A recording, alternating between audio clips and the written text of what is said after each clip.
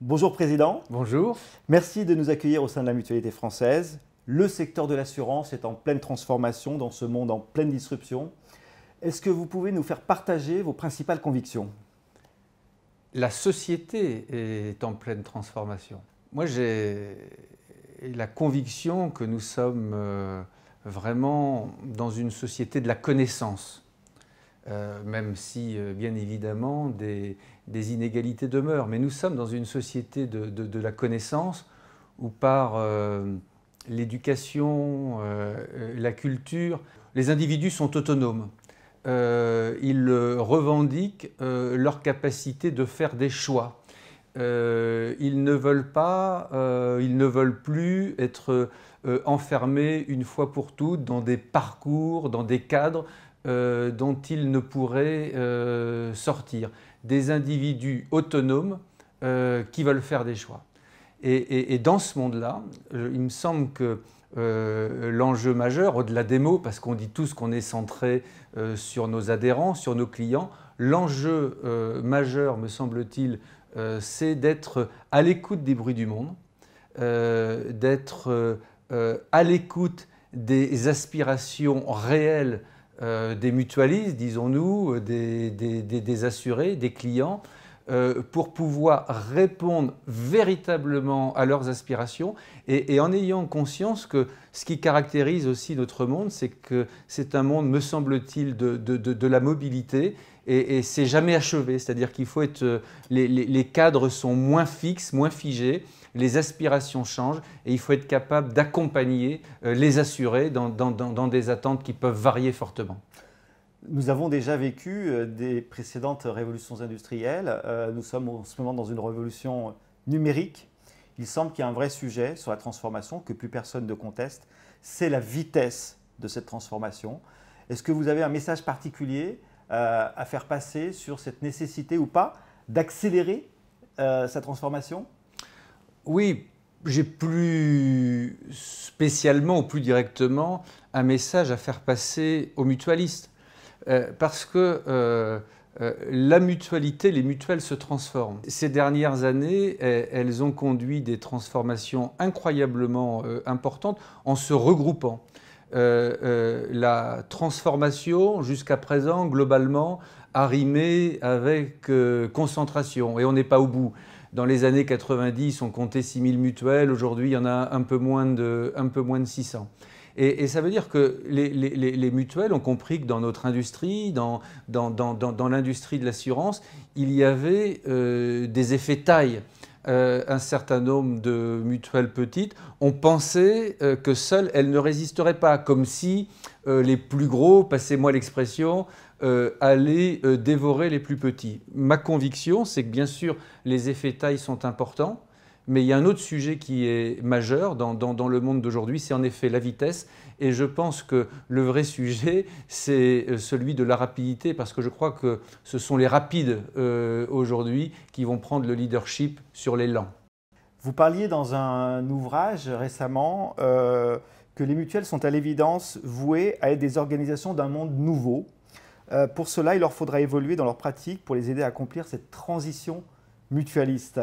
Est-ce que vous pouvez nous faire part de vos commentaires sur ce verbatim? Oui, j'ai toujours pensé que la force de la mutualité et des mutuelles, c'est la qualité du lien à l'adhérent.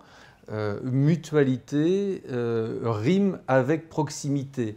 L'ancrage dans les territoires, au plus près des populations, est un sujet majeur, à la fois pour comprendre les problématiques des populations, être au milieu des populations, comprendre leurs besoins et y répondre. Simplement, cette proximité, jusqu'à présent, c'était globalement une proximité physique. Et aujourd'hui, la proximité, elle prend des dimensions considérables. Et les technologies, notamment, permettent de réduire les distances, permettent de dialoguer, permettent de répondre à des besoins de population. Et ça, c'est un sujet majeur, être capable de penser et de concilier les différentes proximités. Ça me paraît majeur. Ce qui est difficile pour les mutuelles, qui agissent pour l'essentiel dans le champ de l'assurance santé. C'est qu'on est en train d'évoquer le fait de changer rapidement dans un monde qui bouge, avec des aspirations nouvelles, mais les mutuelles,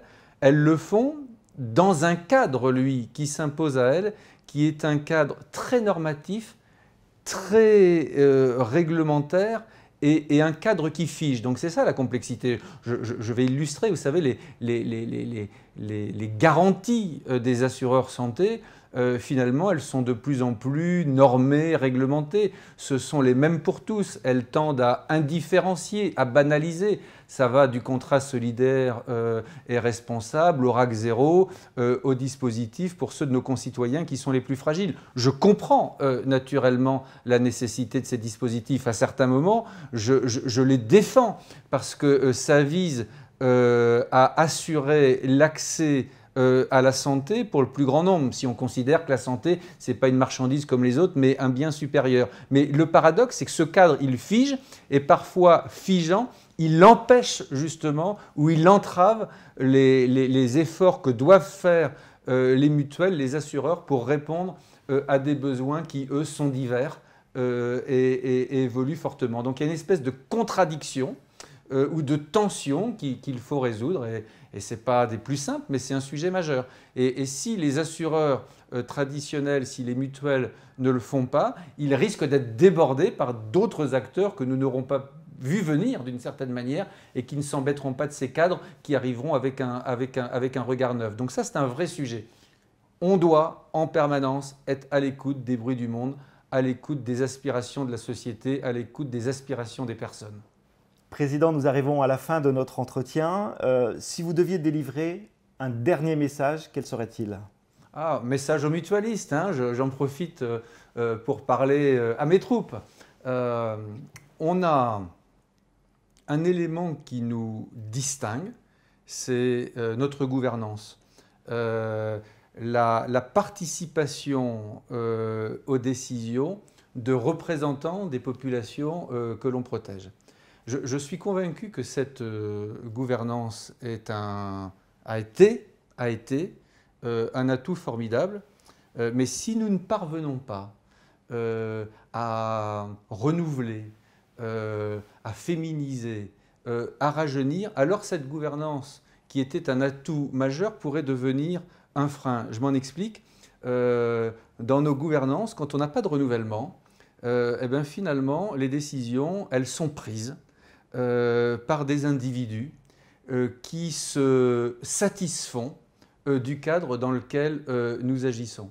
Mais d'une certaine manière, s'il n'y a pas de diversité, cette gouvernance, elle peut faire écran, ce serait paradoxal, elle peut faire écran avec les aspirations de la société qui bouge profondément, qui se renouvelle. Donc je crois qu'un enjeu très important de la transformation pour les mutuelles, c'est de réussir à faire en sorte que cette gouvernance, elle soit représentative de la société dans son ensemble, une société qui évolue. C'est à cette condition que les décisions que nous prendrons ne seront pas déconnectées, mais au contraire profondément en phase avec les attentes de la population.